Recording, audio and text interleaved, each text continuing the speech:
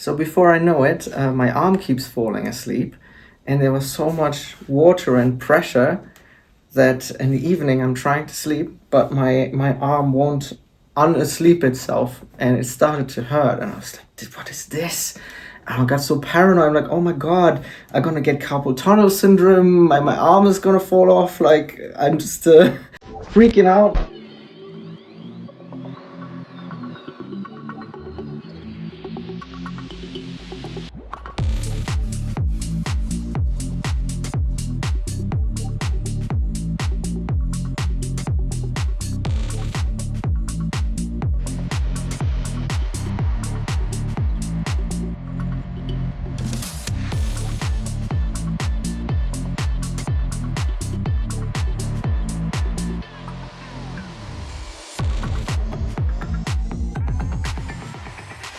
Hello, my beautiful crew members, and welcome to another yapping session with me, your host, Lucy, aka Lucifer. As I promised you all, I will now share with you my very personal experience with PEDs, what I have taken, and in what ways that has affected me. If you want to know how I came to the conclusion that taking PEDs was something that I wanted to do, I will link the video about that in the description. But before we get into it, a reminder that chances to claim OG status are about to run out. To reiterate, subscribing lets you join our prestigious crew, but everyone who does so within the first 10 videos on this channel gets to forever be known as one of the OGs, one that was here since the beginning. We are now on the 9th video, I think, so don't miss out, subscribe now, and become an OG crew member. Everything I'm about to discuss was done under the guidance of my previous coach and very good friend, Ilona, aka Chikara Transformations, and with the appropriate medical checks, etc. I do not advocate for anyone to take anything. In fact, I would advise against it. I have spoken about that in a little bit more detail in another video that I will also link in the description. Remember, this is for entertainment purposes only. So, the very first steroid I dip my toes in is anavar. That is oftentimes a first choice for females because it's not as harsh as other compounds. It's also an oral, so there is no stabbing of the self required just yet. So my anavar dose has always been the same, and it's always been very small. Ilona literally had me cut the pills in half, and I've never taken any more than that. This is actually kind of funny to me because every time I was cutting those pills in half, it kind of took me back to my 20s when I was living in Lisbon and just partying my life away at house parties.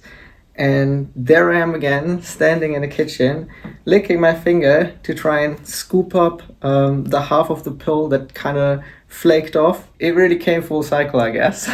If you've ever tried to cut a small pill in half, you know what I'm talking about. And you rarely ever manage to cut it like perfectly straight. If you know, you know. Taking half an anavar pill didn't have the biggest effect, but it did its thing. It gave me a bit more strength at the gym and slightly increased gains. However, it was also time for my first side effect, the voice. Your reaction to PEDs in this regard is highly individual and cannot be foreseen. Some people may only see their voice impacted slightly or not at all, even though they're taking higher doses, while others may see their voice impacted pretty immediately and maybe even a lot. Among other things, it kind of has to do with how anabolic the androgen receptors in your body are. I'm not educated enough to explain that perfectly, and there are other people who have already explained that pretty well out there if you're interested in the science of it all. For me, I seem to have a kind of anabolic throat because my voice started to change pretty quickly into my journey. Not much, but it was noticeable to me. I may be misremembering this and that happened when we added primo the first time, which I will get to later, but I'm pretty sure it was just from the anavar already that happened. But at that time, it was really just a very small change. I felt like I was getting a cold, like when you have a sore throat and the back of your throat is kind of dry a little bit. I clocked on to the fact that I wasn't actually sick or anything pretty quickly, and I knew the effects on the female body of what I was taking, so I was aware of what was happening to my body in that moment. So the feeling of a sore throat went away after a few days, and then my voice had just changed a little bit, like the pitch had changed very slightly. Goes to show you can absolutely get side effects from just one cycle or from small doses. It's gonna depend on the person. So if someone tells you, oh yeah, you can take this, it's absolutely safe, they're lying. None of this is. As said, down the line we did add some primo in. Again, we started with very small doses here as well. Primo is an injectable. Now, I'm not someone who's deadly afraid of syringes, but I'm also not a big fan either. When I'm at the doctor and they're trying to inject something or take my blood, I always look away because that makes it easier. But if you're the one handling the needle, the looking away part is not really a good idea. I remember I was standing in my bathroom and I was building up all my courage and gathering all my strength, and then it was actually really anticlimactic because it literally just took 1 second and I didn't even feel the needle at all. So still, it's something I absolutely never look forward to, and I'll still be standing in front of the mirror, maximum focus, trying to get it in there just right. That's what she said. Because turns out I'm actually a little bit clumsy, and every now and then I manage to hit a little blood vessel or something. The first time that happened, I was a bit scared because obviously a little blood came out. I remember I messaged Ilona, I'm like, oh, what did I do?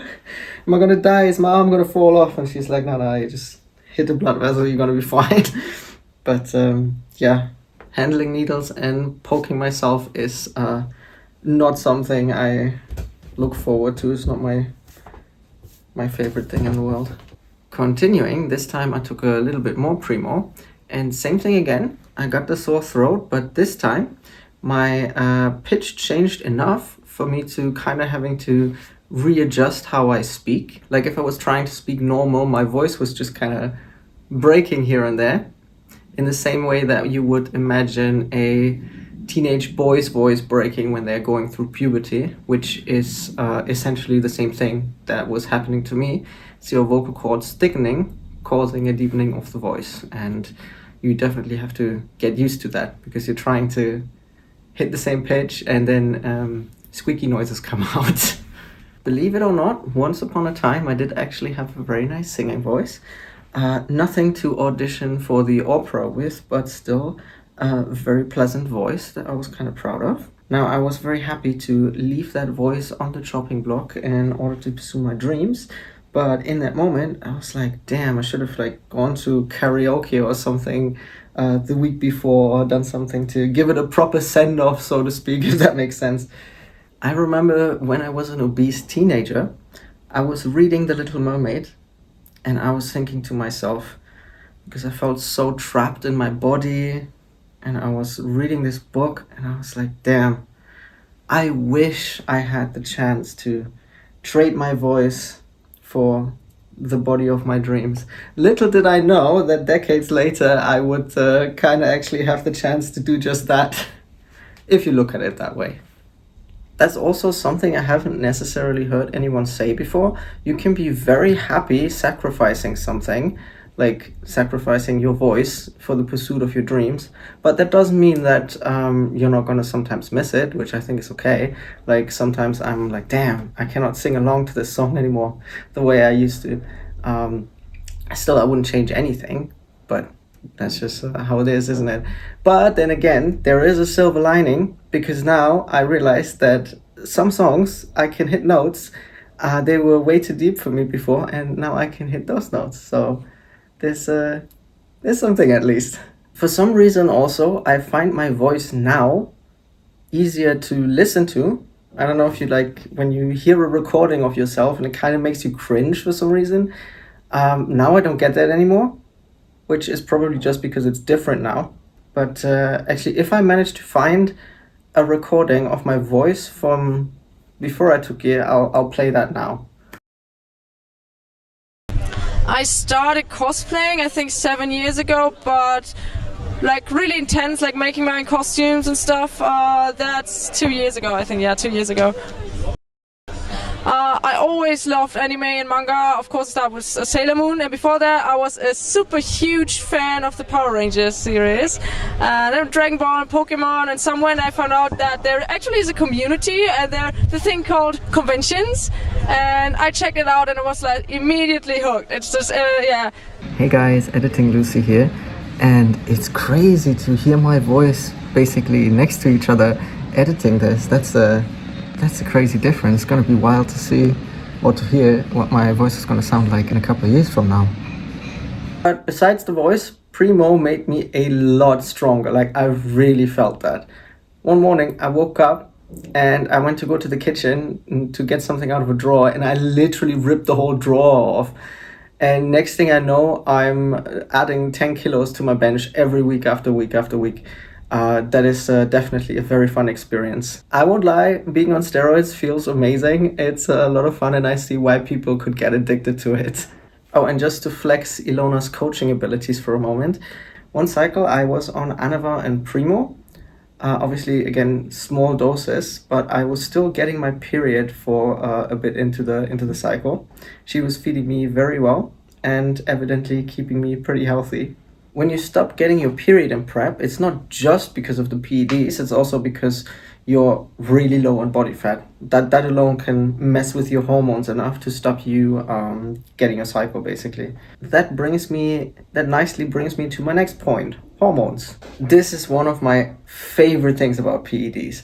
As a woman, you're constantly on this roller coaster. I mean, hormones. Being a woman sometimes comes with checking your emotional response against what time of the month it is. We're still logical beings, but we're handicapped with this baseline of higher emotional instability and depression.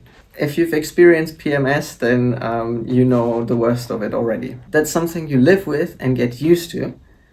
But through the power of PEDs, you can almost imagine what it's like to be a man with level and stable hormones all year round. Being on gear almost feels like taking a break from all the debuffs us women spawn in with. For a while, I don't have to deal with my period. I am so much stronger and generally happier, almost euphoric. Best of all, less mood swings, more hormonal stability. I get to get off the roller coaster for a short while. It feels like having superpowers. But I don't know, maybe it's just me, but I genuinely feel more positive and calm and happy when I'm on gear. But y'all let me know in the comments if you can relate or if it's different. But I also hear people talk about roid rage or feeling depressed and aggressive, but it is at all not like that for me. Maybe it's something that's more unique to men or to certain compounds or higher doses, but I do not know enough about the pharmacology, so your guess is as good as mine. But let's talk more negative side effects. Steroids can cause you to grow hair in places where it normally wouldn't.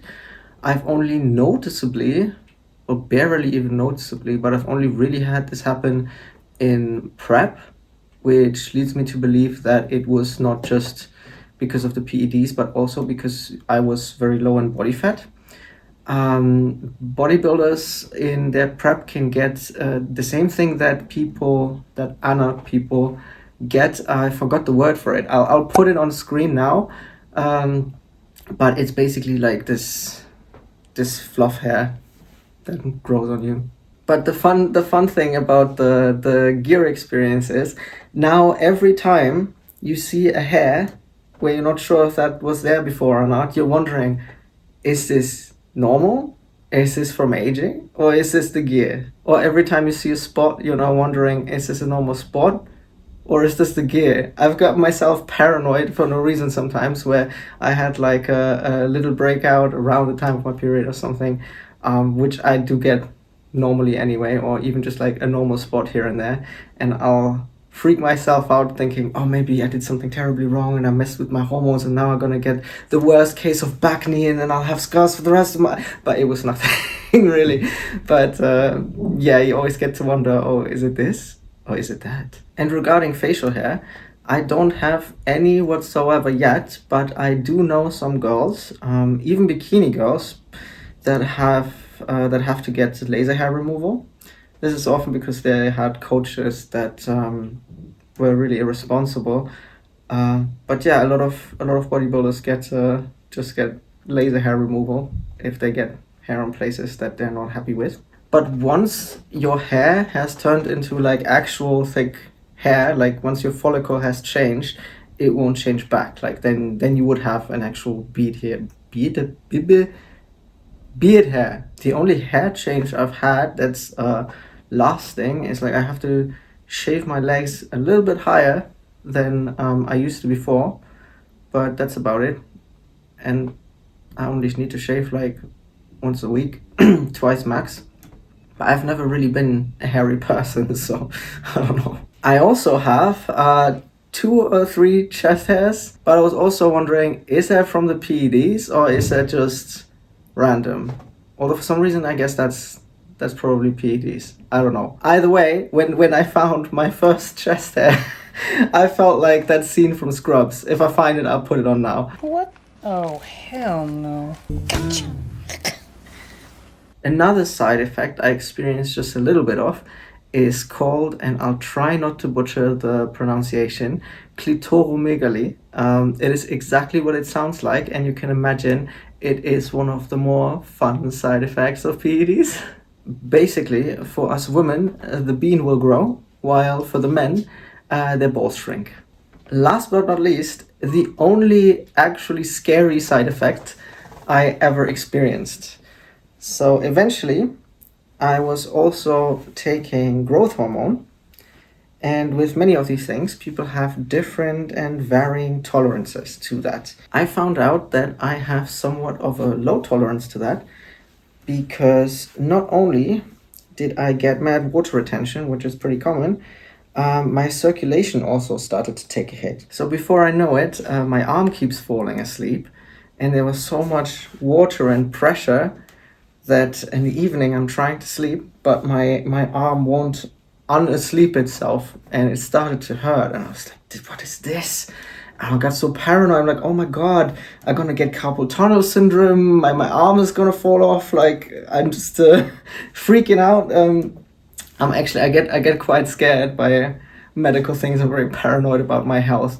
Luckily, a friend at the time, he was watching over me. He's an actual medical doctor who's into bodybuilding as well.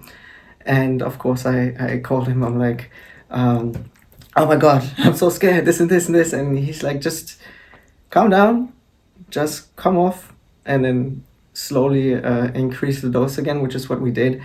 And yeah, nothing happened to me. I was fine.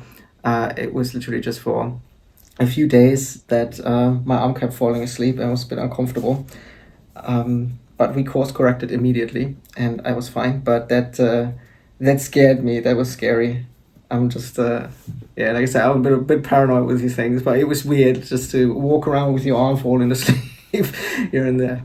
And yeah, the issue was fixed. I was able to continue taking growth hormone then after I came off for a bit, and everything was fine and dandy. So that is all I have taken so far, and all the side effects I have experienced. So what's next? My new coach, the legend of the sport, Halle Trevino, is gonna put me on some new and exciting stuff I haven't had yet. I am very much looking forward to that.